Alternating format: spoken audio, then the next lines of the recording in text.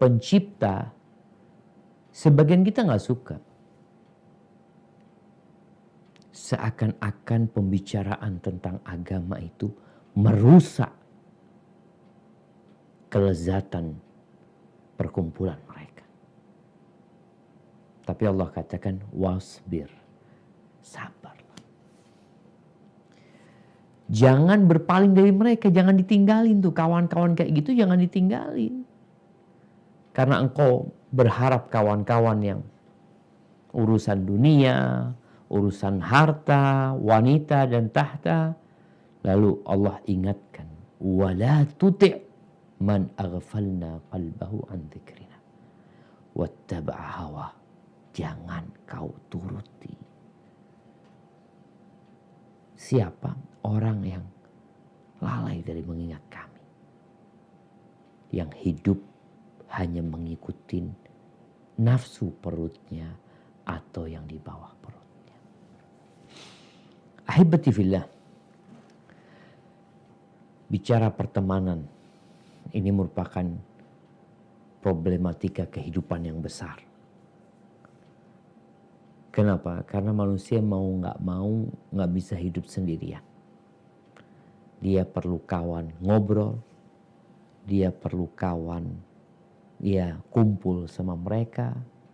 Dan sepertinya waktunya tepat nih kita membahas tentang pertemanan.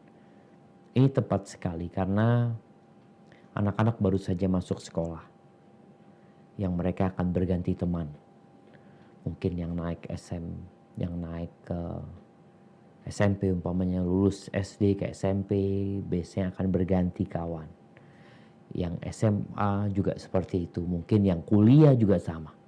Yang bekerja pun juga sama. Mereka mau tidak mau akan memiliki teman-teman yang baru. Atau memelihara perkawanan yang lama, tapi juga membuat relasi baru. Ahibati fillah. Bicara tentang perkawanan ini, Rasul sallallahu alaihi wasallam mengatakan la tusahib illa mu'minan. Jangan bersahabat kecuali dengan orang yang beriman. Beliau sudah kasih standar. Kawan tuh kayak apa sih? La tusahib illa mu'minan. Wa la ya'kul ta'amaka illa taqi. Dan jangan makan makananmu, kau undang ke rumahmu. Biasanya orang kalau sudah diundang ke rumah nih beda nih. Kalau diajak makan ke warung ya biasa. Tapi diajak makan ke rumahnya, dia berbeda. Wala ya'kul ta'amaka illa taqi. Jangan mengkonsumsi makananmu kecuali orang yang bertakwa. Kemudian Nabi SAW berbincang tentang kedudukan kawan ini. Beliau menyebutkan ar-rajulu ala dini khalilihi. Orang tuh tergantung agama kawan dekatnya. Tergantung agama kawan dekatnya. Falyanzur ahadukum man yukhalil. Hendaklah kalian melihat dengan siapa engkau bersahabat. Dengan siapa? Kawan dekatmu tuh siapa? Coba kita tanya sekarang. Kita mulai periksa. Kawan Anda siapa sih? Dan nanti orang itu akan dikumpulkan dengan orang-orang yang dia cintai. Al-mar'u ma'aman ahab, kata Nabi SAW. Orang itu akan dikumpulkan dengan orang yang dia cintai. Ahibati fillah. Jangan meremehkan urusan kawan. Penghuni neraka pun.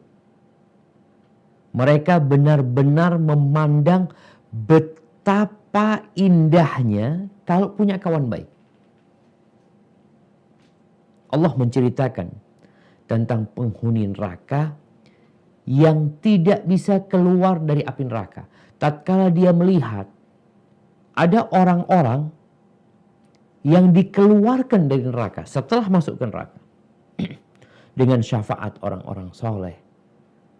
Ada yang keluar dengan syafaatnya malaikat, dengan syafaatnya para nabi.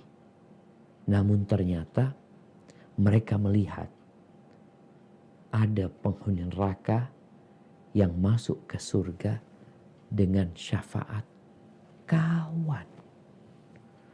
Maka penghuni neraka benar-benar menyesal. Allah sebutkan di surat Asy-Syu'ara ayat 101. Apa kata Allah Azza wa Jalla? Mungkin ayat 100-nya dibaca?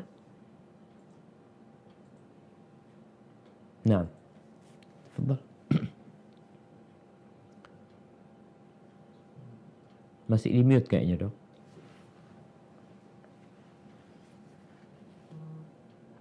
Afwan Ustaz. A'udzubillahi minasyaitonir rajim. Fama lana min syafi'in. Maka kami tidak mempunyai pemberi syafaat seorang pun. Wala sadiqin hamim, dan tidak pula mempunyai teman yang akrab. Subhanallah ya. Nggak punya. Tidak ada yang memberikan syafaat, tidak ada kawan yang mungkin ingat kepada kawannya di neraka. Nggak ada, dia nggak punya. Kawan-kawannya semua di neraka. Bagaimana akan memberikan syafaat kepada dia? Ahibati fillah. Bicara orang itu tergantung agama teman dekatnya. Jadi bagaimana teman dekatnya ketika dia orang yang taat kepada Allah Azza wa Jal. Dia manusia yang saleh. Maka insya Allah seperti itu dia jadi. Lihatlah Fir'aun. Siapa teman dekatnya Fir'aun? Yang selalu diajak musyawarah sama Fir'aun. Yang selalu didengar ucapannya. Haman. Bagaimana Fir'aun mengambil manfaat dari kebijakan-kebijakan Haman. Dan bagaimana Haman memanfaatkan kedekatannya dengan Fir'aun sebagai seorang penguasa. Dan dua orang ini saling menyesatkan. Maka hati-hati. Ketika engkau menjadi seorang penguasa, lihat siapa kawan-kawan dekatmu. Jangan sampai Haman. Karena kita akan ikut agama dia. Nabi SAW dalam hadis yang diriwayatkan Ibnu Hibban memberikan contoh tentang kawan baik dan kawan buruk. Mathalul jalis salih, mathalul attar. Permisalan teman duduk yang baik itu seperti penjual itr, parfum. Illam yusibka minhu asabaka rihu.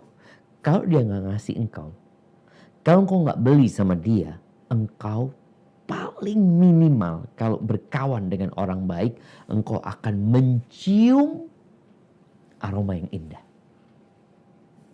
Wa mathalul jalisi su mathalul qayin. Sedangkan kawan buruk itu perumpamaannya seperti alat pandai besi itu untuk meniup api. In lam yuhrikka bisyararik. Kalau dia tidak membakarmu dengan apinya, yang percikan-percikan itu api, aliqa bika min rihi. Maka mau tidak mau akan ada aroma buruk yang nempel di diri.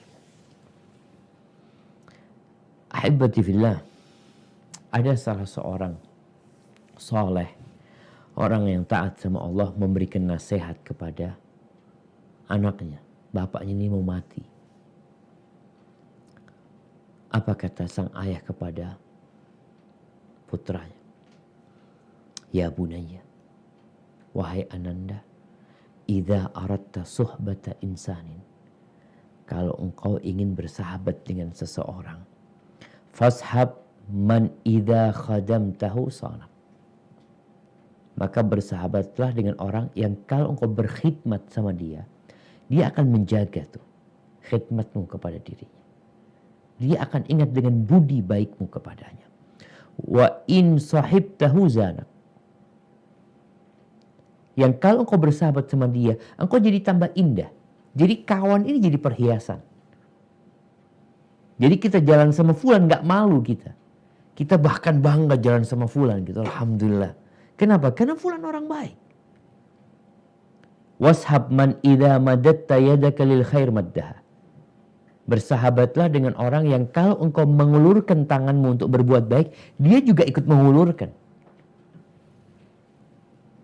Wa in ra'a minka hasanatan addaha. Kalau dia melihat kebaikan dari dirimu, dia tidak akan melupakannya. Dia akan selalu mengingatnya.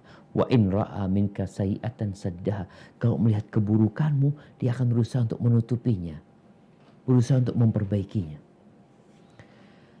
Ahibati fillah. Manusia itu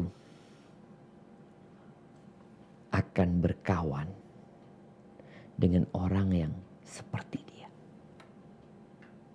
Maka kita perlu mengkoreksi diri kita. Burung tuh, kita lihat burung tuh macam-macam. Ya namanya burung. Ada burung pipit, ada burung dara, burung kutilang, burung gagak, burung cecak rowo, burung murai batu. Kita lihat, burung-burung ini tidak akan kumpul kecuali dengan yang sejenis dengan.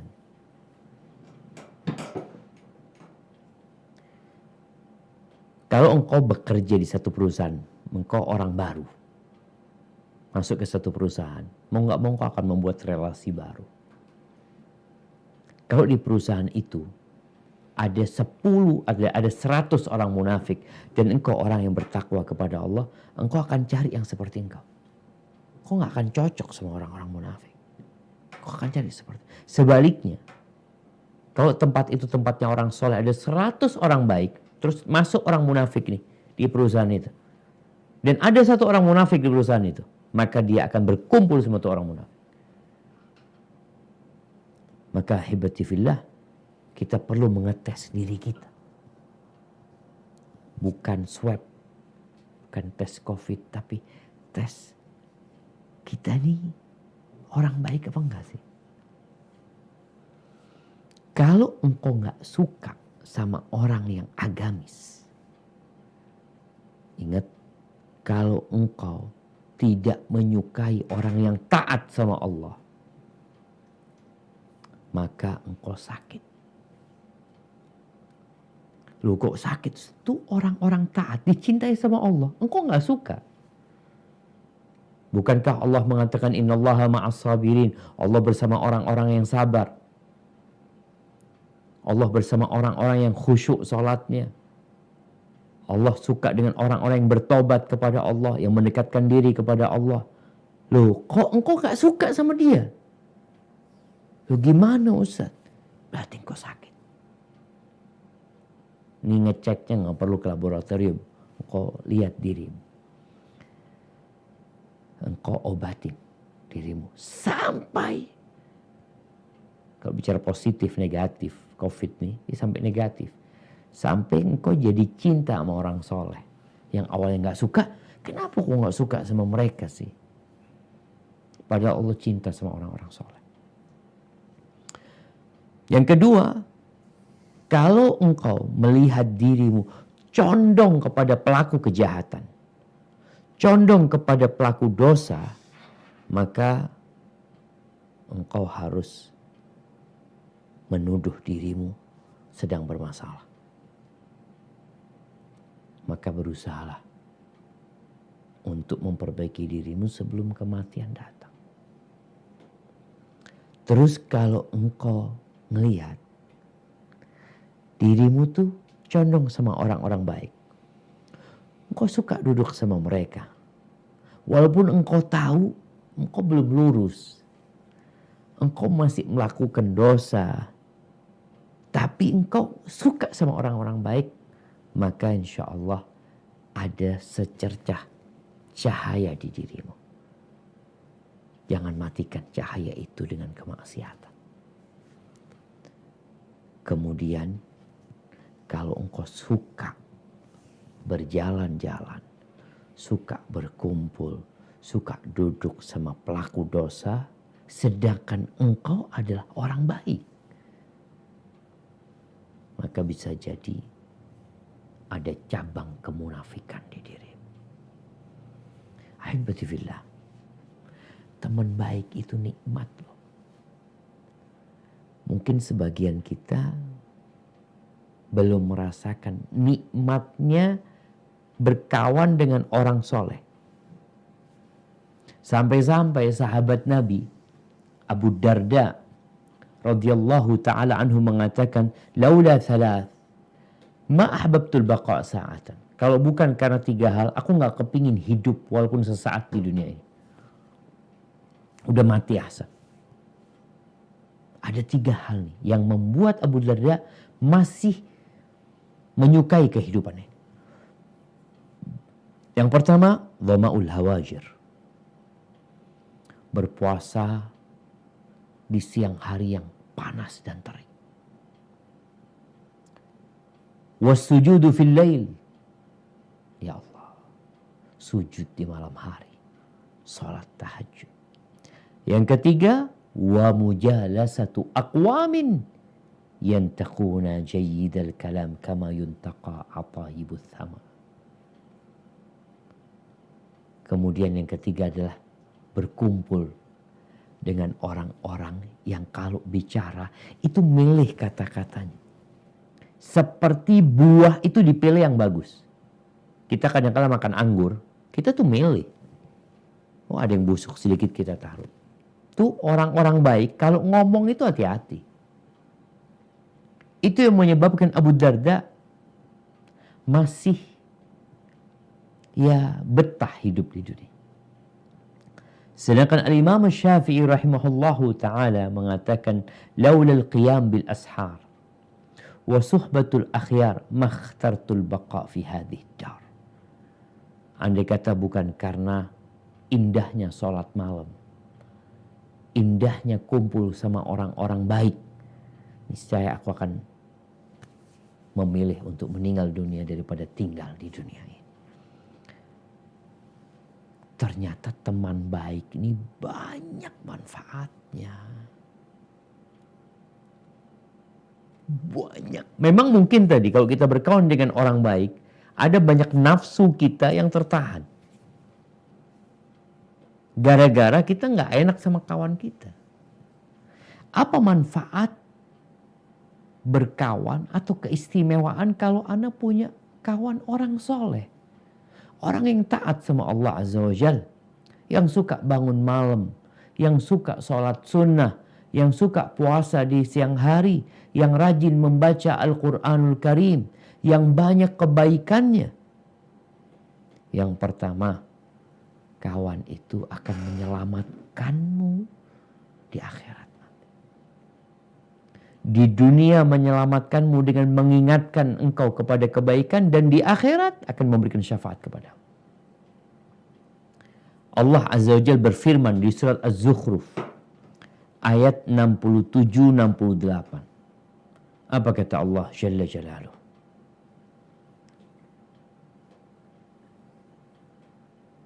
A'udzu billahi minasy syaithanir rajim.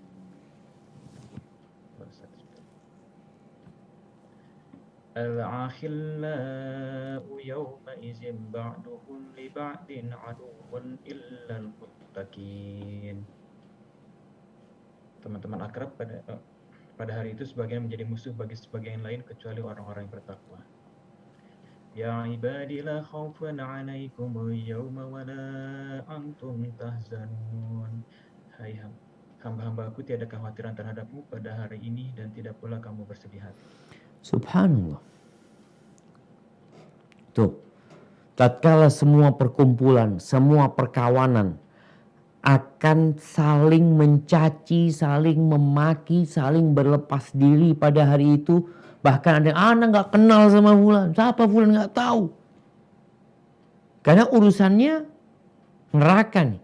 Di dunia aja kadangkala kawan itu, kalau kawannya ketangkep sama polisi karena satu tindakan kriminal, lalu dia didatangkan jadi saksi, bapak kenal sama dia? Oh, wallahu a'lam, nggak tahu sama dia.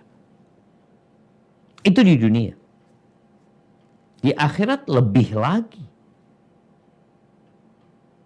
Namun kalau perkawanannya dibangun di atas ketakwaan, kata Allah, al-akhillau yawma idzin ba'duhum li ba'din adu illal muttaqin, kecuali orang-orang yang bertakwa. Mereka tidak ada kesedihan, mereka tidak ada kekhawatiran, bahkan mereka dapat memberikan syafaat kepada kita. Bagaimana cerita orang-orang yang sudah masuk surga? Mereka bertanya kepada Allah Azza wa Jalla, ya Rabb, kemana fulan? Fulan kemana ya Rabbi? Kana yusalli ma'ana wa yasumu ma'ana. Dia dulu sholat bareng kita, puasa bareng kita. Kemana dia kok gak ada di surga? Lalu Allah perintahkan ke neraka dan memberikan syafaat. Kawan, bukan nabi, bukan para malaikat.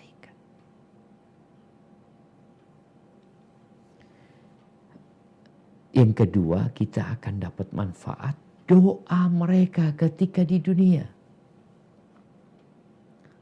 Ketika kita sakit, kawan yang baik akan mendoakan.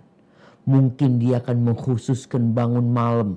Di sepertiga malam akhir, dia angkat tangannya mengatakan, Allahumma shfi fulan. Ya Allah, sembuhkan fulan, ya Allah. Doa. Dan jangan meremehkan doa. Kita tuh perlu sama doa kawan-kawan kita. Jangan meremehkan doa. Kenapa? Kalau dibandingkan doa dengan obat-obatan yang dipakai oleh manusia untuk ngobatin dirinya, maka doa lebih manjur dari semua itu.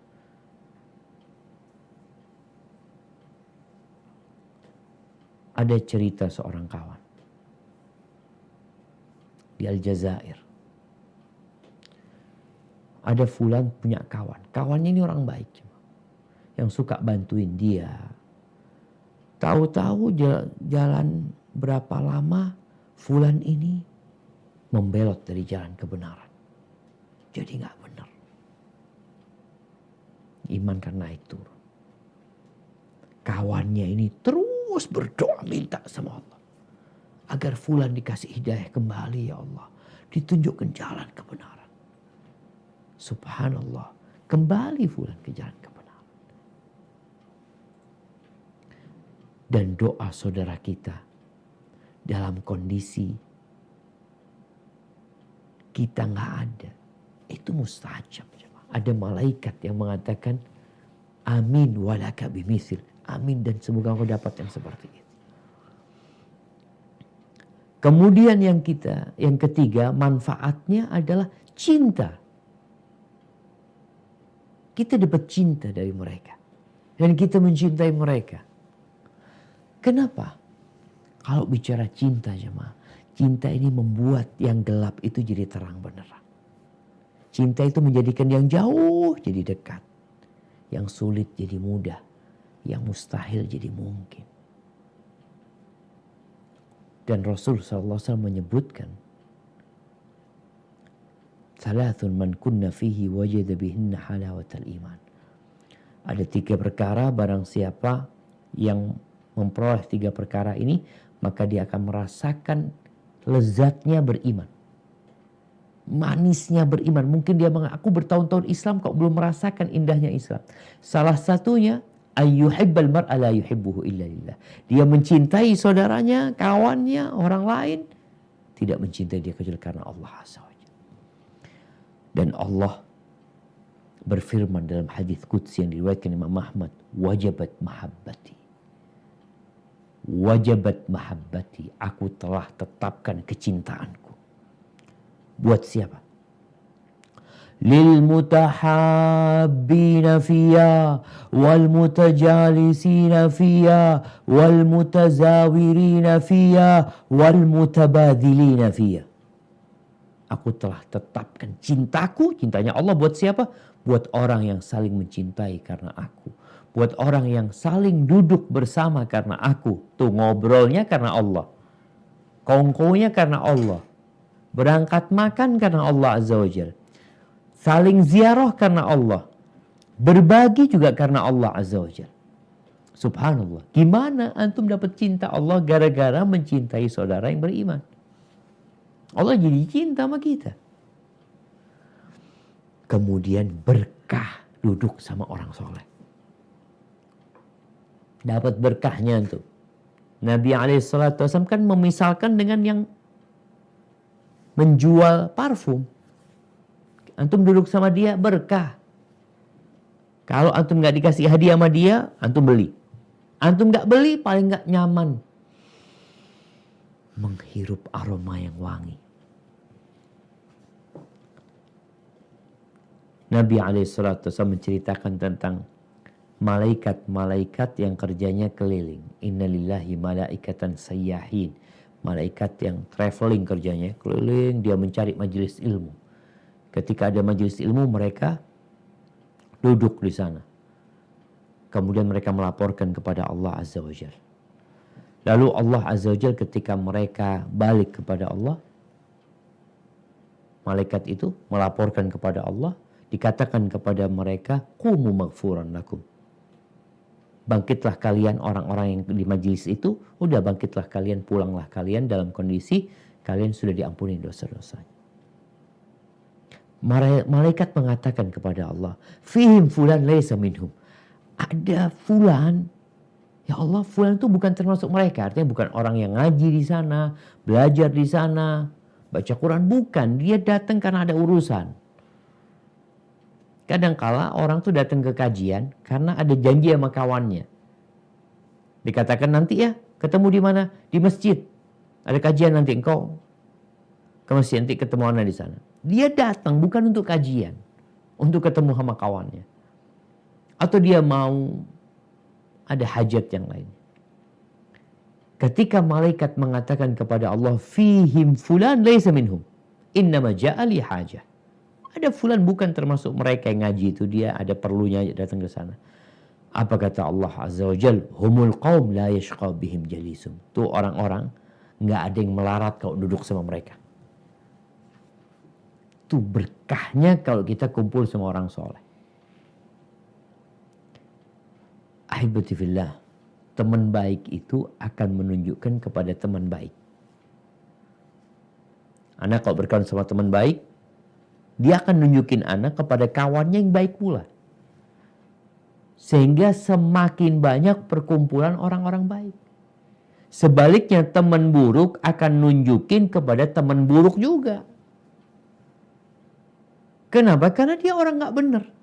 Kawan-kawan dia buruk semuanya. Subhanallah jemaah. Kemudian di antara manfaat kawan itu mengingatkan kita kepada Allah Azza wa Jalla. Ngeliat aja udah ingat Allah. Kita kadang-kadang ngeliat kawan, aduh ingat mobil. Karena memang fulan kalau ngobrol tentang mobil semuanya. Lihat fulan ingat sama jam.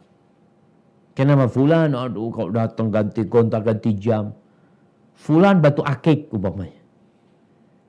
Itu kita ngelihat manusia-manusia sesuai dengan karakter mereka. Biasanya kita akan ingat fulan.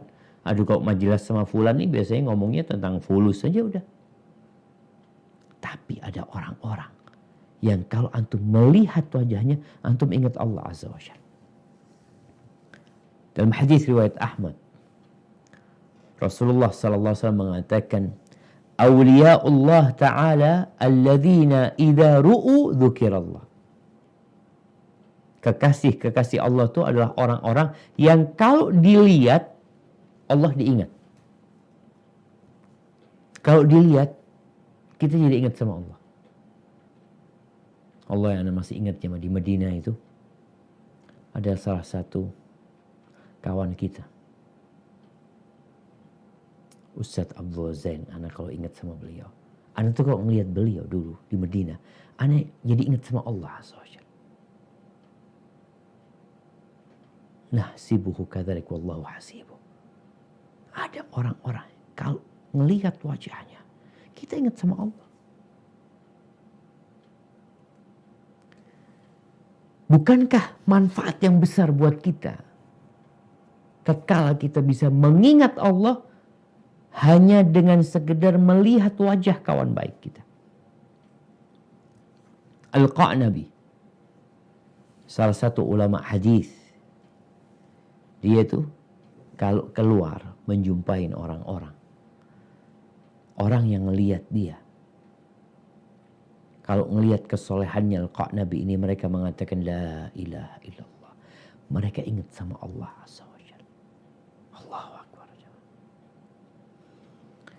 Kemudian manfaat teman baik ini ya perhiasan buat kita dalam kelapangan. Kita kumpul sama dia jadi indah kita. Kita tahu perhiasan itu untuk memperindah diri kita. Kita duduk sama mereka aja, jalan sama mereka, atau nih kawan makan di rumah kita sudah jadi indah. Indah bukan karena karpetnya yang mewah, tapi karena ada orang soleh yang datang ke rumah kita. Jadi indah. Orang soleh itu naik mobil bareng kita, mobil kita mungkin ya bukan mobil yang mewah. Tapi kalau ada orang soleh naik sama kita di mobil kita, Allahu Akbar. Jadi mobil itu mungkin yang harganya 100 juta, jadi terasa harganya 10 M. Gara-gara ada orang soleh di mobil kita. Iya. Itu manfaat orang soleh. Atau berkawan dengan orang soleh. Dan ketika dalam kesusahan, mereka adalah bekal buat kita. Karena hidup ini jamaah seperti roda yang berputar. Kita nggak selalu senang. Kadang-kala kita susah. Terkadang kita itu hanya perlu kawan yang mendengarkan keluhan kita. Bas. Ada orang-orang yang kadang-kala telepon sama Ustaz. Mana mau telepon Ustaz, penting mau ngomong aja sama Ustaz. Ngomong dia. Jazakallah khair Ustaz. Memang kita tuh kalau tidak dapat mengungkapkan isi hati kita, kita seperti tertekan. Namun tatkala kita bisa sampaikan kepada kawan baik kita, jadi tenang kita. Apalagi dia mengatakan, aman insya Allah. Bagaimana Nabi Musa ketika dikejar-kejar oleh Fir'aun sampai ke Madian, kemudian sampai ke tempatnya hamba soleh yang dikatakan Nabi Syuaib. Nabi Musa belum jadi nabi. Setelah cerita dikatakan la takhaf, jangan takut. Jadi tenang gitu loh. Itu butuh kawan kita. Kadang-kadang kita nggak butuh sama duitnya dia, enggak. Kita hanya perlu ada yang mendengar isi hati kita. Makanya subhanallah di negeri-negeri yang tidak beriman, kadang-kala disewa orang itu nggak punya kawan, dia nyewa orang, bayar orang, sekedar untuk mendengarkan isi hatinya, sekedar hanya untuk nemenin makan. Dia kepingin ngobrol, kepingin ngomong sama siapa cuma. Karena kalau salah ngobrol, salah menyampaikan, bukan tambah benar dia. Kemudian kita akan dapat belajar ilmu agama, semangat beragama, kita jadi lebih baik. Kumpul sama orang soleh tuh, subhanallah. Bagi dengar dia menyampaikan ayat, menyampaikan hadis, ya Allah, mana masa nggak hafal ayatnya, nggak hafal hadisnya. Kemudian kita akan berubah menjadi orang yang berakhlak mulia. Jadi kawan itu salah satu cara untuk memperbaiki karakter kita. Kita kumpul sama orang pemarah jadi pemarah. Kita kumpul sama orang yang sabar, kita ikut jadi sabar. Tapi Ustaz, di mana dapat kawan-kawan seperti itu? Yang kalau dilihat, kita jadi ingat sama Allah. Maka tempat mencari mereka adalah di rumah Allah Azza wa Jalla. Rasulullah sallallahu alaihi wasallam mengatakan al-masjidu baitu kulli taqi. Masjid itu rumahnya orang yang bertakwa. Jadi kalau kita ngelihat orang sering ke masjid, memakmurkan masjid, nggak telat dari masjid, sholat, ikut kajian, Masya Allah. Insya Allah ini orang baik. Bukankah Nabi SAW mengatakan, Athqalus salat alal munafiqin. Salat yang paling berat buat orang munafik. Orang munafik ternyata ke masjid juga gitu loh. Terus gimana itu? Nabi kasih penjelasan. Salat yang paling berat buat orang munafik adalah salatul isya atau salatul fajar. Salat isya dan salat subuh. Itu salat yang paling berat. Jadi kita kalau mau cari kawan itu di mana tempatnya? Lihat di masjid. Ketika engkau kerja di satu perusahaan, Anda mau berkawan sama siapa ya? Lihat siapa yang masuk masjid. Siapa yang memakmurkan rumah Allah. Ketika engkau kuliah, engkau lihat. Ketika waktu sholat zuhur, waktu sholat asar, engkau lihat siapa yang di masjid.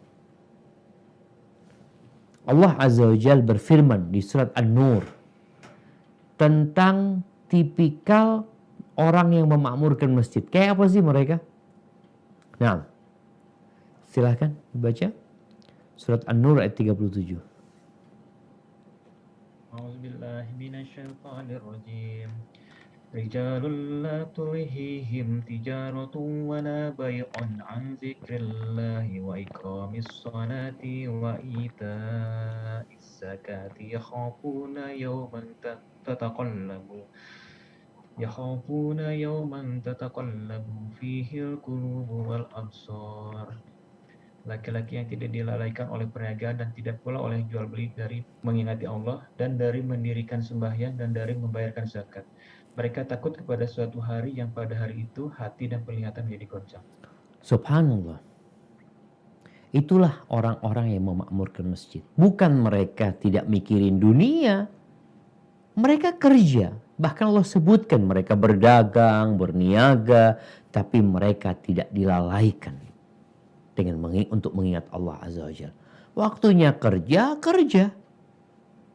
Waktunya ibadah, ibadah. Ini profesional banget nih orang.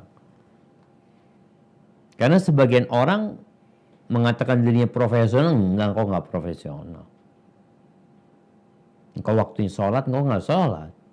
Waktunya kerja, anak profesional kalau kerja, enggak. Orang profesional itu yang tahu kapan dia harus berbuat, kapan dia harus berhenti bekerja. Allah sebutkan di sini. Rumah Allah itu isinya lelaki-lelaki yang tidak dilalaikan dari mengingat Allah karena pekerjaannya, karena dagang mereka, perniagaan mereka. Terus Ustadz, di masjid banyak Ustadz. Alhamdulillah sekarang ini kita lihat banyak yang sholat di masjid, banyak yang memakmurkan masjid. Maka lihatlah yang paling berilmu di antara mereka. Yang paling ngerti dengan sunnah. Yang paling rajin ibadahnya. Kita lihat ke masjid nih. Alhamdulillah ada orang 20 di tempat kerjaan yang selalu memakmurkan masjid. Tapi engkau bisa ngelihat fulan telat. Fulan Masya Allah di saf pertama. Fulan habis sholat langsung pergi. Fulan habis sholat masih berzikir. Bahkan habis berzikir dia sholat sunnah. Fulan menunggu waktu iqamatus sholat di masjid sambil pegang HP baca berita. Fulan sambil baca Al-Quranul Karim. Jadi kita perlu memilih kawan itu jamaah. Tapi yang jelas kawan kita bukan berarti dia malaikat nggak berbuat dosa ya. Tapi paling tidak tadi kita perlu mencari mereka di rumah Allah Azza wa Jalla. Haibati fillah, jangan meremehkan masalah teman ini. As-sahibu sahib. Teman itu menarikmu. Tergantung dia. Kalau dia orang yang suka memakmurkan masjid, mau nggak mau engkau akan ditarik ke masjid. Tapi kalau kawanmu itu suka main bola, engkau akan ditarik ke lapangan bola. Bahkan pada waktu adzan pun dia lanjut main. Kalau kawanmu itu suka ke bioskop, engkau akan ditarik ke bioskop. Maaf, kalau kawanmu itu suka ke klub malam, minum khamar, engkau akan ditarik ke sana. Ibnul Jauzi rahimahullahu ta'ala, beliau mengatakan, fal ajab mimman yatarakhas fil mukhalatah wa huwa ya'lam anna at-tab'a yasriq. Yang menakjubkan itu ada orang yang bermudah-mudahan dalam bergaul. Ingat, bermudah-mudahan dalam bergaul, padahal dia tahu tabiat manusia itu mencuri. Artinya dia dapat terpengaruh dan dipengaruhi. Hendaklah kalau mau bergaul itu cari yang lebih tinggi, cari yang lebih bagus dalam ilmu, dalam amal, supaya dapat manfaat. Tadi kita bicara manfaat. Supaya Anda dapat manfaat bergaul sama dia. Tapi kalau engkau hendak bergaul dengan yang di bawahmu, maka itu akan berbahaya buat engkau. Kecuali sekedar untuk mengingatkan. Kita mau gak mau. Kita punya kawan, kadang-kala kesian kita sama fulan. Kita ingin mengingatkan dia, mengajarin dia. Ahibati fillah, bicara kawan buruk. Di surat Al-An'am ayat 68. Allah Azza wa Jalla memberikan arahan kepada Nabi alaihi salatu wassalam. Bagaimana bergaul, bagaimana kumpul. Apa kata Allah Azza wa Jalla di surat Al-An'am ayat 68.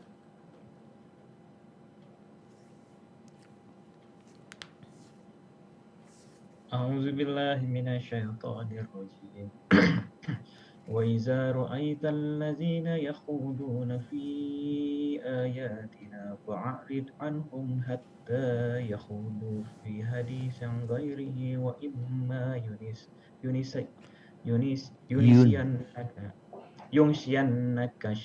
يُنْسِيَنَّكَ الشَّيْطَانُ فَلَا تَقْعُدْ بَعْدَ الذِّكْرَى مَعَ الْقَوْمِ الظَّالِمِينَ.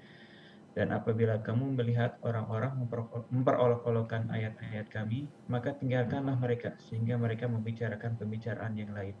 Dan jika setan menjadikan kamu lupa akan larangan ini, maka janganlah kamu duduk bersama orang-orang yang zalim itu sesudah teringat akan larangan itu. Lihat tuh. Allah katakan jangan duduk sama orang-orang zalim.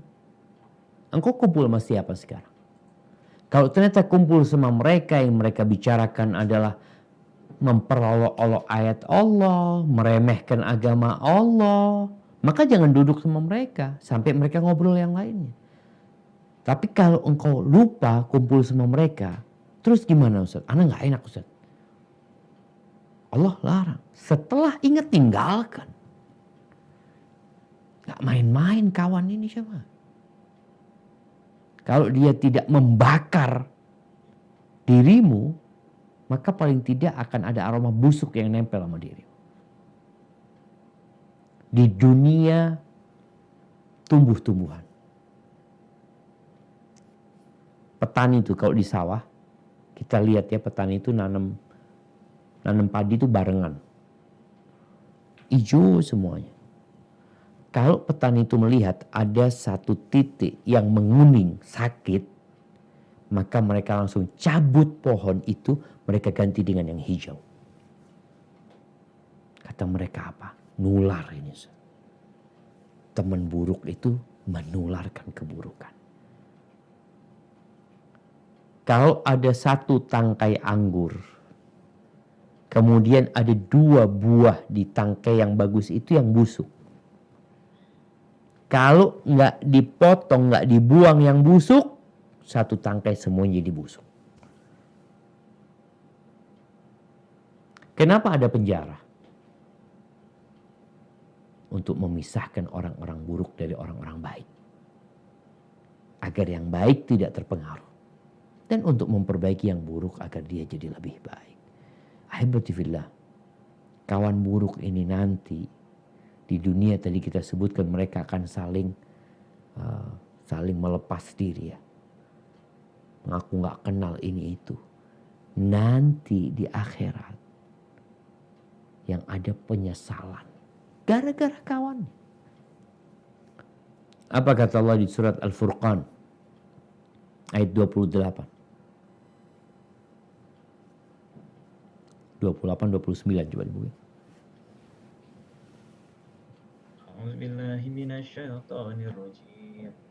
Ya wailata laitani lam attakhiz fulanan khalila. Kecelakaan besarlah bagiku kiranya aku dulu tidak menjadikan si fulan itu teman akrab. Laqad adallani 'aniz zikri ba'da iz ja'ani wa kana asy-syaitanu lil insani khazula. Sesungguhnya dia telah menyesatkan aku dari Al-Quran ketika Al-Quran itu telah datang kepadaku. Dan adalah setan itu tidak mau menolong manusia. Tuh, siapa yang menyesatkan orang soleh? Kok dia jadi buruk? Kawannya. Maka dia mengatakan, ya wailata laitani lam attakhid fulanan khalila. Ya Allah, celakalah aku, kiranya aku nggak berkawan sama fulan. Nggak ada gunanya ketika itu menyesal. Mungkin di dunia dia mendapatkan kenikmatan berkawan sama fulan. Karena memang kebanyakan perkawanan dan persahabatan itu di dunia adalah kepentingan. Mungkin dia merasa nyaman berkawan dengan fulan. Tapi nanti dia akan menyesal. Dan dia mengatakan, aku disesatkan sama fulan. Engkau tuh orang merdeka. Engkau bebas memilih kawan. Dan Allah telah memberikan arahan. Rasulullah SAW berkaitan dengan teman buruk ini. Beliau berdoa. Meminta perlindungan kepada Allah dari kawan buruk. Di dalam kitab Zuhud karya Ibn Mubarak. Disebutkan bahwa di antara doa Nabi SAW. Allahumma inni a'udzubika min yaumi su' wa min lailati su' wa min sa'ati su' wa min sahibi su' wa min jari su' fi daril muqamah. Ya Allah, aku berlindung kepadamu dari hari yang buruk, dari malam yang buruk, dari waktu yang buruk, dari kawan yang buruk, dan dari tetangga yang buruk di tempat tinggal. Subhanallah. Nabi berlindung dari kawan yang buruk. Dan kalau kita lihat kawan kita, engkau kalau kepingin tahu dia, lihat bagaimana tatkala dia berambisi. Apa sih ambisi dia? Dunia, aduh bahaya kalau ambisi dunia. Diingatkan akhirat, aduh yang usah ngomong akhirat nantinya. Kita di grup aja tahu kadang-kala jemaah. Ada kawan-kawan tuh yang ambisinya dunia, ada urusan agama langsung dia cut. Bahkan langsung dikasih peringatan nih orang yang posting tentang urusan agama. Oh berarti memang fulan nggak bisa dijadikan kawan. Kalau lagi marah, engkau lihat bagaimana amarah dia. Sehingga kita nggak salah berkawan. Ahibati fillah. Kalau ternyata Ustadz nggak ada teman baik di tempat kerjaan, Ustadz. Kadang-kala ada orang yang kerja di perusahaan non muslim semuanya. Atau yang dilihat nih Ustadz, tempat kerja anak korupsi semua Ustadz. Ramadan nggak puasa. Atasan anak buah bersekongkol untuk ngabisin uang negara. Ada banyak kezaliman di sana. Anak gimana Ustaz? Kalau enggak ada teman baik di tempat kerjamu, di tempat sekolahmu, kadang-kadang ada yang kuliah, na'udzubillah, kawan-kawannya ya kebanyakan enggak benar gitu. Apa yang harus engkau lakukan? Maka dalam kondisi memang tidak ada manusia dengan kriteria yang layak untuk menjadi kawan dia, hendaklah dia kalau mau duduk, mau ngobrol, anak kadang-kala Ustaz, jenuh di rumah, anak mau ngobrol sama siapa, ke tempat kawan-kawan anak yang dibicarakan, na'udzubillah. Ya udah, dikatakan engkau silahkan ziarah. Ziarah kemana? Ke kuburan. Terus gimana? Anak kepingin ngobrol, baca kitab-kitabnya para ulama. Ini solusi. Karena kalau engkau maksa, anak mau kumpul sama mereka, mau duduk sama mereka, sekedar menghilangkan kesepian. Yang ditakutkan, engkau jadi seperti mereka. Kenapa orang-orang terjebak dalam kumbangan narkoba? Kawannya, sohibnya. Ada satu orang cerita, dia bekerja, dia udah ngaji, udah belajar ilmu agama, dia tahu halal haram. Dia cerita, "Ana Ustaz suka keluar kota, tugas keluar kota sama sohib-sohib. Satu kantor, teman satu kantor. Kalau nginep di hotel, Ana nginep di kamar sendirian. Kawan-kawan Ana itu Ustaz bawa pelacur Ustaz. Mereka udah sewa pelacur. Biasa seperti itu. Bertahun-tahun Ana sabar Ustaz. Terakhir Ana kayak mereka. Kawan. Jadi tabiat kita itu kadang-kala alam di bawah sadar kita tuh kepingin seperti mereka. Tinggal nunggu iman kita turun, kita kerjakan. Maka kalau nggak ada yang bisa dijadikan kawan, ya udah, engkau ziarah kubur aja. Baca kitab. Dan ada orang yang susah ganti teman. Dia udah ngaji, dia udah hijrah, dia udah belajar, dia udah berusaha untuk jadi lebih baik, tapi susah untuk merubah kawannya. Ana gimana Ustaz? Ana ya biasa duduk sama mereka, mereka kawan Ana sudah lama, ini itu macam-macam. Nabi sudah ngasih arahan kepadamu. La tusahib illa mu'minan. Jangan bersahabat kecuali dengan orang beriman. Dan jangan mengkonsumsi makananmu kecuali orang bertakwa. Jadi terkadang kita harus ganti kawan. Istri aja diganti kadangkala. Suami juga kadangkala diganti ketika merasa sudah tidak bisa menegakkan agama Allah Azza wa Jalla dalam rumah. Apalagi ini kawan. Tapi berat. Ini kawan Ana puluhan tahun Ustaz. Di tempat kerja. Ana malah dikucilkan sama mereka. Setelah Ana ngaji, Ana gak ditemenin sama mereka ini itu. Jadi berat buat kita. Minta tolong sama Allah Azza wa Jalla. Jadi ya sesuatu yang sudah mengakar jamaah ya. Itu kadang-kala sulit untuk dihilangkan. Maka diperlukan agama. Maksudnya agama ini yang mensupport kenapa engkau ganti kawan. Yang kedua perlu perjuangan. Yang ketiga perlu tekad yang kuat.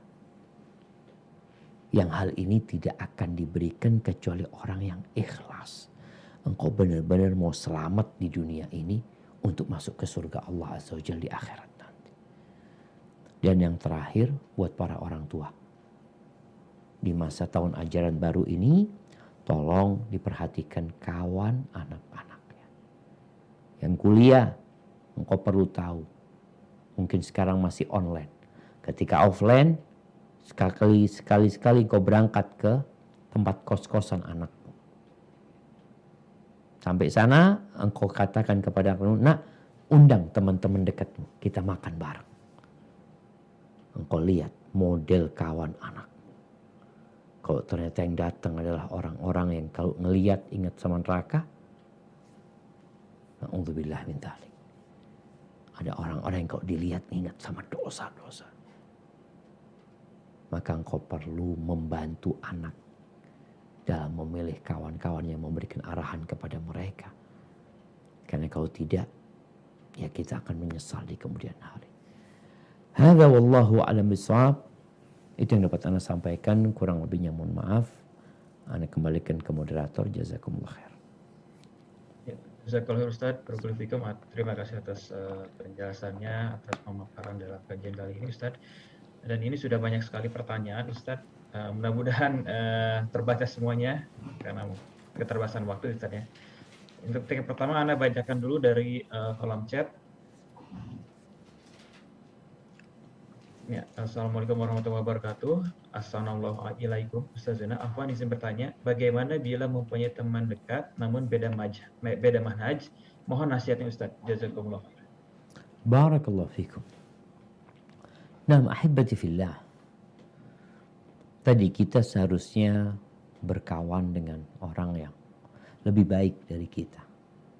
Yang di atas kita secara ilmu, secara amalan, secara ibadah.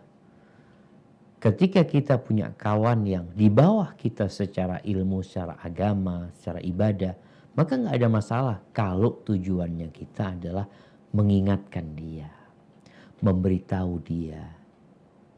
Bukan sekedar ana seneng aja sama dia. Karena bicara cinta karena Allah, benci karena Allah, itu mengikuti ketakwaan dan keimanan orang tersebut. Namun ada kumpul-kumpul. Jadi sebagian ulama itu membagi pergaulan jadi 4 hal. Ada yang pergaulan itu seperti makanan. Artinya kita butuh selalu. Namanya orang makan, apalagi di masa yang penuh dengan fitnah, di masa banyak penyakit ini, kita kadang-kadang makannya lebih banyak lagi. Jadi ada bergaul dengan orang yang seperti makan. Dengan siapa? Dengan orang-orang soleh. Dengan para ulama. Kenapa? Kita perlu sama mereka selalu. Kalau enggak, imun kita akan turun. Yang kedua, ada yang pergaulan sama mereka itu seperti obat. Kapan obat dikonsumsi? Ketika kita sakit. Ketika dibutuhkan aja. Itu adalah pergaulan dengan teman-teman bisnis kita. Kita memang ada urusan bisnis, bas sekedar bisnis. Selesai. Nggak seperti makanan yang selalu dibutuhkan. Obat ketika perlu kita makan, ketika enggak kita tinggalin. Yang ketiga, ada pergaulan yang seperti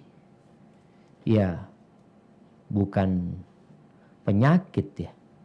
Tapi pergaulan sama mereka itu yang ngabisin waktu aja. Nggak ada manfaatnya. Tapi ada pergaulan yang seperti racun. Kalau kita bergaul sama mereka, kita akan rusak. Maka lihat tadi, kalau bicara kita punya sahabat yang tadi mungkin beda manhajnya, beda keagamaannya. Kalau kita tujuannya adalah memperbaiki dia, mengingatkan dia, ahlan wa sahlan. Semoga dia jadi lebih baik. Dan kita juga mendoakan dia, semoga Allah memberikan hidayah dan petunjuk kepadanya. Hadza wallahu a'lam bishawab. Ya Ustaz, mungkin sedikit tambahan pertanyaan ini Ustaz. Berkaitan dengan teman beda manhaj tersebut Ustaz, apakah apakah yang teman kita berbeda manhaj itu selalu inferior, artinya dalam masalah keimanan, sehingga nanti di akhirat apakah kita apabila memang katakanlah dua-duanya sama ibadah pahalanya sama, apakah kita mempunyai tingkatan di surga yang lebih tinggi atau bagaimana? Dan apakah teman yang berbeda manhaj itu apakah mungkin nanti yang akan menolong kita di akhirat Ustaz? Subhanallah. Ahibati fillah. Kita tahu di akhirat nanti akan ada timbangan keadilan. Wa nadha'ul mawazinal qista liyaumil qiyamah fala tudhlamu nafsun syai'a. Allah akan tegakkan timbangan keadilan. Jadi kalau bicara orang yang berbeda, mungkin kita melihat dia secara keagamaan di bawah kita, nanti akan ditimbang amalan dia. Sekecil apapun itu akan ditimbang. Dan Allah katakan fa'amma man thaqulat mawazinu fahuwa fi 'isyatir radiyah. Adapun orang yang lebih berat timbangan kebaikannya, maka dia berada di kehidupan yang diridhoi Allah Azza wa Jalla. Adapun orang yang wa amma man khaffat mawazinuhu fa ummuhu hawiyah, maka tempat kembalinya adalah hawiyah, neraka. Kalau dikatakan apakah mungkin dia yang menolong kita? Ya bisa jadi dia yang masuk surga. Karena dia banyak kesolehannya, banyak ketaatannya, banyak amal kebajikannya, dan dia punya dosa juga, punya kesalahan tadi. Dan akan ditimbang nanti. Kita yang udah benar jalannya tapi banyak dosanya. Ketika ditimbang ternyata lebih banyak kesalahan kita daripada ketaatan kita. Karena sejatinya jemaah, selama orang itu beriman, selama orang itu muslim, maka semuanya ada harapan masuk surga Allah Azza wa Jalla dengan ampunan dan rahmat Allah. Karena sejatinya masuk surga itu ya murni rahmat Allah Azza wa Jalla. Adapun amalan kita sekedar sebab. Maka tugas kita Ya, terus berusaha untuk memperbaiki diri. Jangan karena merasa, oh anak udah bener jalannya. Engkau bener jalannya tapi nggak jalan engkau. Berhenti doang. Tapi alhamdulillah engkau jalannya udah bener. Walaupun nggak jalan-jalannya. Jadi seperti itu kiranya jemaah. Karena kita tahu Allah Azza wa Jalla tidak akan mendolimin hambanya sedikit pun. Dan akan ditegakkan timbangan keadilan nantinya. Sehingga orang akan mengetahui amal dia lebih berat, yang buruk atau yang baik. Hadza wallahu a'lam bissawab.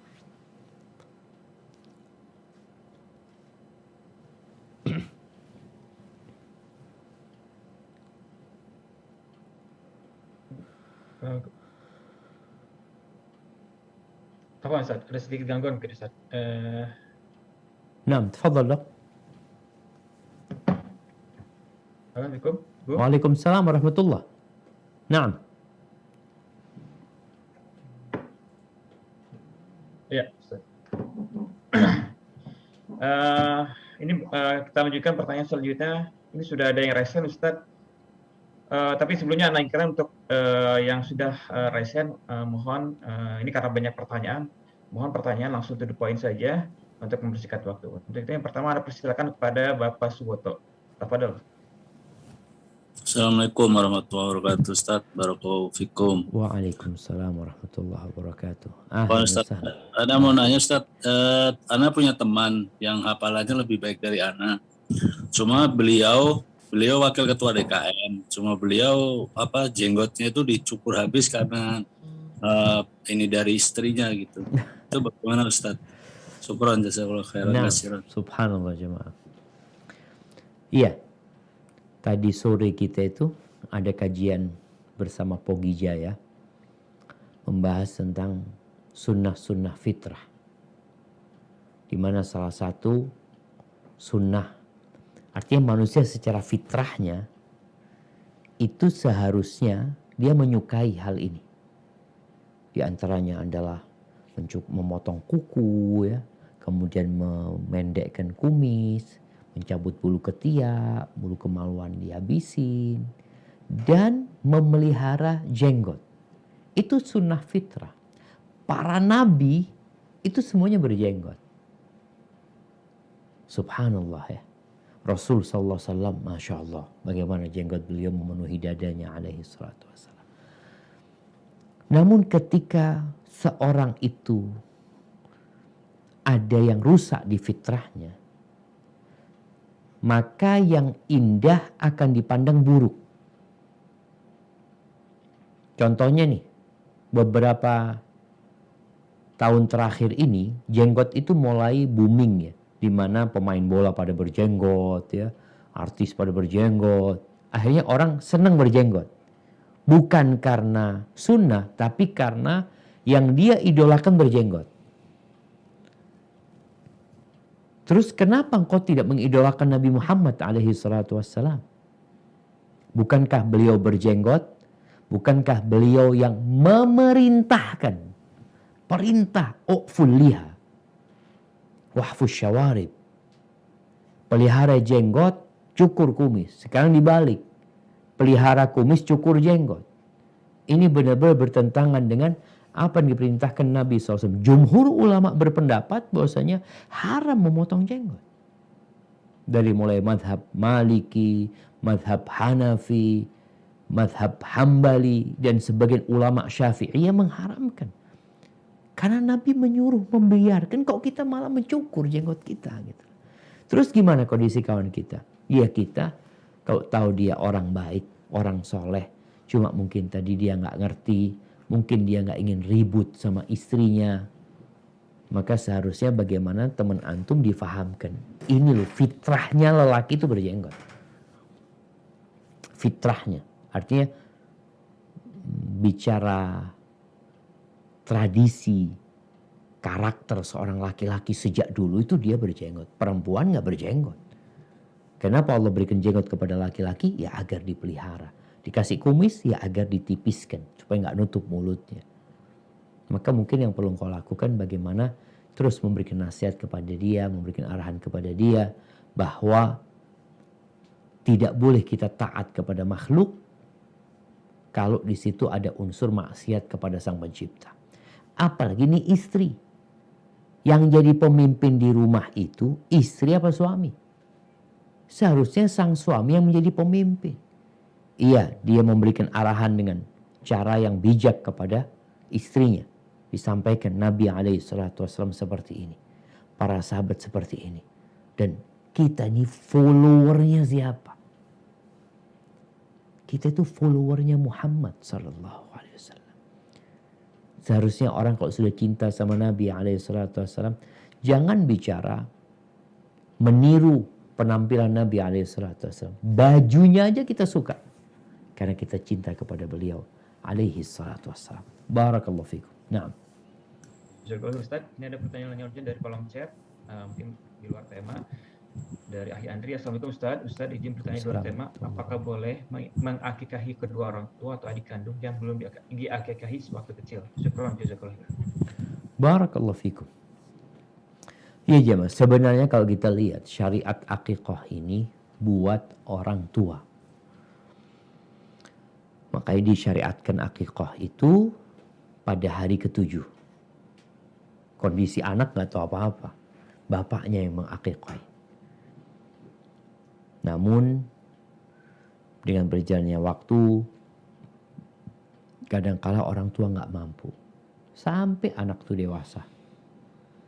Sampai kadangkala orang tuanya meninggal dunia. Sang anak belum diakikahin. Kan ceritanya kayak gitu nih. Bapaknya ini belum diakikahin sama kakeknya. Apakah boleh sang anak mengakikahin bapaknya? Terjadi khilaf di antara para ulama. Sebagian mengatakan enggak, itu kewajiban orang tua. Ketika orang tua tidak mengamalkan ya udah selesai. Tapi yang lainnya berpendapat enggak ada masalah. Ketika seorang mau mengakikahin diri sendiri, silahkan. Tapi kalau kakeknya masih hidup, lebih baik belikan kambing, berikan kepada kakek. Ini kayak akikah buat bapak anak kayak. Kakek potong. Itu akan keluar dari khilaf tadi. Karena memang yang mengakikahin yang diperintahkan untuk mengakikah. Tapi kalau enggak ada masalah. Anaknya mengakikahin atau orang lain mengakikahin. Karena apa? Karena hadis Nabi SAW berbunyi, kullu mauludin marhunun biaqiqati hatta yu'aqqa anhu. Semua orang yang dilahirkan itu tergadaikan dengan akikahnya sampai dipotong. Artinya kondisi dia itu masih digadaikan. Sampai kapan? Ya sampai akikah. Kalau sudah diakikahin berarti gadainya baru baru lunas ya. Hadza wallahu a'lam bishawab. Jazakallah Ustaz. Ini pertanyaan saya dari yang sudah raise hand dari Bapak Amado. Tafadhol. Assalamualaikum warahmatullahi wabarakatuh. Waalaikumsalam warahmatullahi wabarakatuh. Ahlan wa sahlan. Naam. Afwan Ustaz, sebelumnya di luar tema. Anda kan baru Ustaz jadi seorang muslim nih Ustaz. Masya Allah. Ahlan wa sahlan. Nah Ustaz, sebelumnya saya dita'arufkan dengan seorang akhwat nih Ustaz. Nah, tetapi akhwat ini agamanya bagus sih Ustaz, baik. Tetapi ada suatu riwayat penyakit yang itu kemungkinan bisa menurun ke keturunan dan kemungkinan juga bisa tidak nih Ustaz. Nah, dan ketika saya ceritakan ke orang tua Ana menyarankan Ana untuk mundur nih Ustaz. Dan sebenarnya orang tua Ana posisinya belum muslim nih Ustaz. Nah, bagaimana sikap Ana sebaiknya Ustaz? Jazakumullah khair. Antum sendiri gimana? Kalau Ana sendiri sih sebelumnya saya sudah mengajukan pertanyaan Ustaz, dan itu sebenarnya itu sesuai dengan apa yang saya inginkan gitu Ustaz. Udah cocok sama dia? Insya Allah Ana rasa itu cocok Ustaz, tapi terkendala orang tua tersebut Ustaz. Masya Allah. Nah, iya jemaah. Berkaitan dengan pernikahannya. Seorang anak ini tidak harus menikah dengan apa yang diinginkan orang tuanya. Karena dia yang mau menjalani kehidupan. Bukan orang tuanya. Apabila calon yang dia hendak nikahin adalah wanita solehah. Yang insya Allah akan membantu suami dalam ketaatan kepada Allah Azza wa Jalla. maka tafadhol dilanjutkan. Tapi kalau dia mau mengundurkan diri karena masalah penyakit tersebut, nggak ada masalah juga sebenarnya. Tapi intinya kalau antum melihat ya dia wanita soleha yang sudah sesuai dengan kriteria yang antum inginkan sebagai pendamping hidup antum. Masalah penyakit orang yang sehat saja kadangkala setelah menikah jadi sakit. Bahkan kita lihat kadangkala anaknya pun sakit. Padahal ketika sebelum menikah aman, nggak ada penyakit apa-apa. Jadi kondisinya kembali kepada antum. Kalau antum sudah musyawarah, tadi dikatakan orang tua bukan kendala sebenarnya. Orang tua cuma mengarahkan antum kalau bisa ya gantilah, cari yang lainnya. Nggak ada masalah, antum mau ganti juga nggak ada masalah. Cuma ana nasihatkan antum istikharah, minta pilihan sama Allah Subhanahu wa taala. Karena Allah yang menurunkan penyakit dan Allah yang dapat mengangkat penyakit tersebut. Ketika ada seorang sahabat yang hendak menikah dengan wanita yang mandul, Nabi SAW mengatakan cari yang lain. Jangan nikah sama dia. Walaupun dia orang soleh, umpamanya wanita soleha, tetap cari yang lain. Karena di antara tujuan menikah adalah mendapatkan anak keturunan, memperbanyak umat Nabi SAW. Begitu pula dengan yang antum sampaikan tadi, antum boleh mencari yang lainnya, tapi boleh melanjutkan dengan dia juga. Coba istikharah, semoga Allah memberikan keteguhan di hati antum untuk memutuskan lanjut atau tidak. Barakallahu fiik. Nah.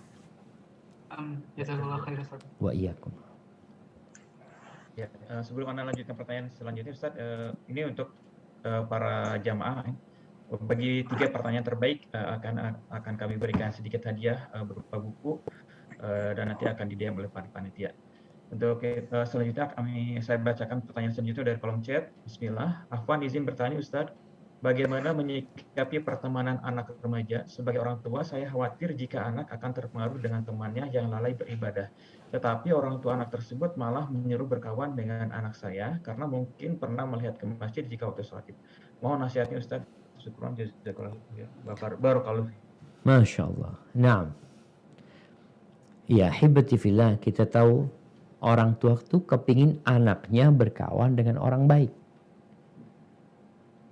Dia tahu anaknya fulan ke masjid taat. Anak kepingin anak punya anak yang nggak taat ini jadi taat. Yang sana juga takut. Nanti kalau berkawan sama fulan, anak-anak yang awalnya sholat ke masjid jadi nggak sholat ke masjid. Maka di sini tugas orang tua. Kalau mau berkawan dengan anak-anak, ya sampaikan. Ada yang harus diikutin gitu loh. Maksudnya sampaikan. Kalau memang mau ke sini tafadhol. Tapi waktunya sholat ke masjid ya. Waktunya ngaji-ngaji. Dengan harapan dia yang berubah. Bukan anak kita yang dipengaruhi sama dia. Maka insya Allah nggak ada masalah. Sebagaimana disebutkan oleh Ibnul Jauzi, kita berkawan dengan yang di bawah kita itu nggak apa-apa. Kalau tujuannya memperbaiki, memberikan pelajaran. Tapi kalau sekedar tujuannya, anak kok nyamannya berkawan sama fulan, nggak ada niat untuk memperbaiki walau mendakwain, maka yang akan terjadi, kita akan terpengaruh. Itu yang berbahaya untuk kehidupan anak-anak kita nanti kalau ternyata dia yang dipengaruhi. Maka sampaikan kepada anak kita bahwasanya tujuannya bagaimana engkau bisa mengajak fulan, bagaimana engkau bisa menjadi lentera dimanapun engkau berada, engkau menerangi teman-temanmu itu. Kalau memang anak kita bisa, ya biarin, gak ada masalah, dengan tetap ada bimbingan dari kita. Hadza wallahu a'lam bishawab. Jazakallahu Ustaz. Ini ada pertanyaan selanjutnya dari Iva dan Ibu Marita. Pertanyaan agak mirip. Bismillah, Assalamualaikum warahmatullahi wabarakatuh. Jazakallahu ilmunya Ustaz. Barakallahu fiik. Bagaimana cara mendapatkan sahabat atau teman dekat dalam kondisi pandemi ini Ustaz? Kemudian pertanyaan selanjutnya adalah untuk para wanita, tadi dicontohkan untuk para laki mencari teman, bagaimana dia ke masjid dan lain-lain Ustaz. Nah, untuk para wanita bagaimana cara mencari teman yang baik tersebut Ustaz? Dok, yang sebelumnya apa pertanyaannya? Ada 2 barusan. Bagaimana cara mendapatkan sahabat atau teman dekat dalam kondisi pandemi ini Ustaz? Nah, Ini yang bertanya akhwat Ustaz. Siap. Barakallahu fikum. Nah, jamaah rahimakumullah. Ya, sekarang kalau bicara pertemanan itu ada pertemanan online ya. Kadangkala kita lihat di dunia maya ini kita punya banyak kawan. Tapi ada yang kawan, ada yang sekedar follower. Kawan itu ya kita berkomunikasi sama dia. Ada timbal balik, dia kirim WA, kita kirim WA sama dia. Ini baru disebut perkawanan. Tapi kalau sekedar mengikutin ya bukan teman sebenarnya. Kita punya follower mamanya 5.000. Yang kawan kita mungkin cuma 2 atau 3. Maka di masa pandemi ini alhamdulillah kita masih bisa mencari kawan orang-orang soleh ya. Bisa jadi kita ngikutin kajian seperti ini. Kan ketahuan kan siapa aja yang ngaji. Makanya diharapkan ketika kajian itu kalau bisa nanti disebutkan nama aslinya plus tempat tinggalnya. Mamanya di Tangerang. Sehingga harapannya ada fulan Tangerang ya ada. Kita lihat dia bertanya bagus pertanyaannya. Kok Ana tertarik untuk dekat sama fulana umpamanya sama-sama perempuan nih. Ya tinggal di DM ngobrol dari mana engkau gitu loh. Ini juga menjadi cara bagaimana kita terus di masa pandemi ini dapat orang-orang soleh dalam dunia pertemanan ini. Kalau dikatakan tadi tentang perempuan, bagaimana berkawan dengan wanita sekarang, memilih wanita yang soleh gimana? Tetap insya Allah masjid bisa menjadi patokan. Khususnya kalau perempuan kan ketika kajian ilmu. Di masa Nabi SAW, perempuan itu diperbolehkan ke masjid. Tapi sholat mereka di rumah lebih baik daripada ke masjid. Kemudian di masa Nabi SAW, para wanita itu ditempatkan di rumah salah seorang sahabat untuk kajian khusus buat mereka, untuk wanita. Ini juga bisa menjadi sarana kita mencari teman baik, yaitu di kajian. Jangan sekali ngaji langsung berkawan sama dia, kita lihat. Dia datang kajian lagi, dia datang kajian lagi. Masya Allah kita lihat ketika kajian dia nggak sibuk dengan handphonenya. Tapi dia sibuk mencatat ya. Kemudian dia juga bertanya. Ini bisa menjadi tempat untuk mencari kawan. Sambil berdoa, ingat berdoa. Supaya kita nggak salah berkawan. A'udzubillahi min sahibisu. Aku berlindung kepada Allah dari kawan yang buruk. Hadza wallahu a'lam bissawab. Terus Ustaz, ini untuk selanjutnya Ana persilakan kepada yang sudah resen kepada Bapak Leo Abu Sajid. Tafadhol. Bapak Leo Abu Sajid. Alhamdulillah, jazakallahu khairan. Assalamualaikum warahmatullahi wabarakatuh, Ustaz. Waalaikumsalam warahmatullahi wabarakatuh. Ahlan wa sahlan. Barakallahu fiik. Tafadhal. Ahlan bik Ustaz. Barakallahu fikum Ustaz dan jami'an semua. Ustaz, Ana mempunyai teman kerja nih Ustaz sejak 30 tahun lebih ya Ustaz ya. Dia adalah seorang Nasrani Ustaz. Ya. Dan dia baru saja menikah dengan seorang muslimah. Ini Ana bingung nih Ustaz harus bersikap seperti apa. Karena kalau kita mengucapkan kan sebenarnya ini adalah pernikahan yang tidak sah kan gitu Ustaz ya. Nah, mohon nasihatnya seperti apa Ustaz? Jazakallahu nah khairan. kalau boleh tahu, selama 30 tahun antum berkawan sama dia. 13 tahun. 13 tahun, oke. 13 tahun. Apakah antum pernah mendakwain dia? Terus terang secara clear, secara jelas itu belum pernah Ustaz. Nah. Ana juga sendiri baru mengenal sunnah belum lama kok Ustaz, baru 2-3 tahun ini Ustaz. Subhanallah ya. Khairan insyaAllah. Baik. Ahibati fillah nih. Kita tuh tadi disebutkan berkawan dengan yang di bawah kita itu boleh dengan catatan tujuannya mengingatkan dia, mengajak dia kepada Allah Azza wa Jal. Bukan sekedar bersenang-senang sama dia. Kalau dikatakan 13 tahun, seharusnya bagaimana kita ya menyampaikan kepada dia tentang indahnya Islam, mengajak dia kepada Islam. Rasul sallallahu alaihi wasallam, beliau itu disebutkan punya pembantu Yahudi. Ketika sakit, Nabi datang ke rumahnya. Anak-anak masih. Nabi memerintahkan kepada anak kecilnya, ada bapaknya, untuk mengatakan la ilaha illallah. Anaknya lihat bapaknya, gimana nih? Anaknya tahu bagaimana Rasulullah SAW. Bapaknya lalu mengatakan, ati Abul Qasim. Taati Nabi Muhammad SAW Abul Qasim. Sang anak mengatakan, asyhadu an la ilaha illallah, asyhadu anna Muhammad Rasulullah. Jadi ada unsur dakwah, kedekatan kita dengan non-muslim. Ini ada unsur dakwah, mengajak dia kepada Allah. Kalau nantinya dia nggak nyaman sama kita, ya nggak ada masalah. Kita sebagai seorang muslim telah melaksanakan tugas kita. Ya, kalau dikatakan tadi dia sudah menikah dengan seorang muslimah, kita lihat nih jamaah. Kadangkala muslimah ya, kata Nabi SAW akan datang satu masa. Terjadi fitnah seperti potongan malam yang gelap gulita. Orang di pagi harinya beriman, sorenya kafir. Sorenya beriman, paginya kafir. Apa yang dia lakukan? Yabi'u dinahu bi'aradin minat dunia. Dia menjual agamanya untuk mendapatkan kenikmatan dunia. Dan sepertinya itu yang terjadi. Maka yang antum lakukan seharusnya, ya dakwain dia sekarang. Demi menyelamatkan saudari muslimah yang nikah sama dia. Supaya dia gak murtad. Gak ikut suaminya. Bagaimana antum sampaikan, kau kan sudah nikah sama muslimah nih. Kapan kau mau masuk Islam? Islam tuh indah. Gak ada masalah. Ini kesempatan untuk mendakwain dia.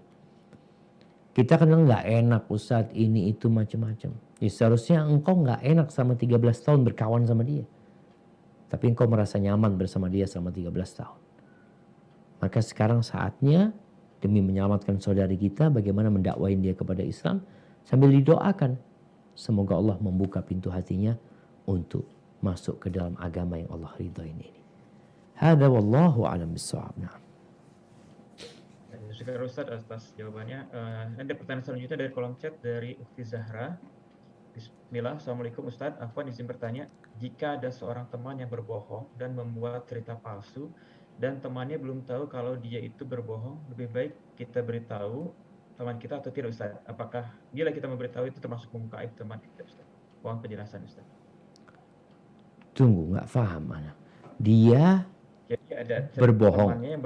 Ada temannya berbohong, membawa cerita palsu.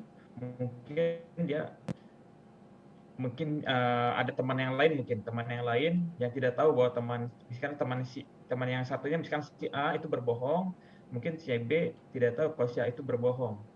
Apakah kita harus memberitahu ke si B itu bahwa si A itu berbohong? Dan apakah kita memberitahu apakah itu membuka aib teman kita Ustaz? Mungkin seperti itu Ustaz. Nah, barakallahu fiik. Ya hibbati fillah. Tugas kita kalau ada kawan kita yang berbohong, tugas kita ngasih nasihat dia. Yang berbohong ini yang pertama dikasih tahu. Engkau tuh bohong, gak boleh loh. Dengan harapan dia sendiri yang menarik ucapannya. Tapi kalau ternyata dia gak menarik ucapannya dan kebohongan dia itu akan berdampak kepada kawan yang lainnya, maka gak masalah kita mengingatkan kawan kita bahwa berita itu bohong loh, gak benar. Gak ada masalah. Bukan membongkar aibnya, tapi kita menyelamatkan saudara kita supaya dia nggak tambah banyak dosanya dengan kedustaan dia. Jadi ahibati fillah, terkadang kita itu cinta sama saudara kita bukan dengan membiarkan dosa dia berjalan terus, tapi dengan menyetop dosa dia. Nggak ada masalah sebenarnya. Tapi ingat tadi kita nasihatin fulan dulu. Kemudian kalau ternyata dia nggak mau, ya bagaimana kita menyelamatkan saudara kita yang dibohongin sama dia. Hadza wallahu a'lam bishawab. Ya, pertanyaan selanjutnya Ustaz, ini ada titipan pertanyaan. Bismillah, Ustaz ingin bertanya, ini ada seorang ikhwan dan mempunyai teman akhwat, akan tetapi akhwat tersebut belum hijrah.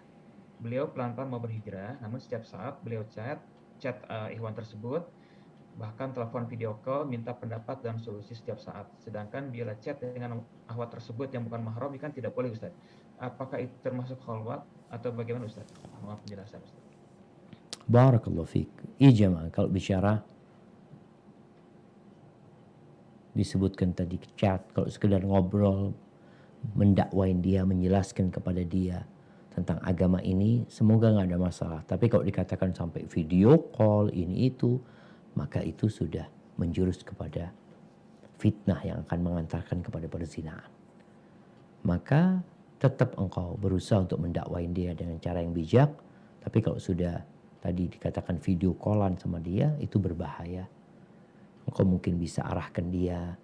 Coba engkau kalau kepingin lebih detail lagi tanya sama fulana, kasih nomornya fulana. Atau kita sampaikan kepada fulana agar fulana ini chat sama fulan. Kita perlu menyelamatkan diri kita karena manusia itu lemah. Jemaah iman. Barakallahu fikum. Mungkin kita ke pertanyaan terakhir, Dok? Ya, siap Ustaz. Ini sudah ada yang resen satu dari akhir istimewa. Tapi sebelum itu mohon maaf pada para jamaah tadi yang seperti diberitakan oleh Anda bahwa untuk 3 pertanyaan terbaik akan berikan hadiah, dan mohon untuk diperiksa mungkin kolom chat masing-masing barangkali antum yang mendapatkan hadiah tersebut. Untuk akhir Rizky Setiawan, tafadhol bila ingin bertanya langsung.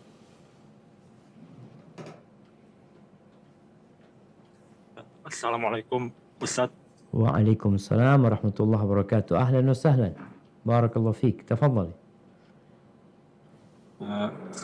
Saya mau tanya Ustadz. Naam. Ana punya teman, kita sudah berteman lama dari SMA. Selama ini kita berteman banyak ngelakuin hal-hal yang kurang bermanfaat gitu ya.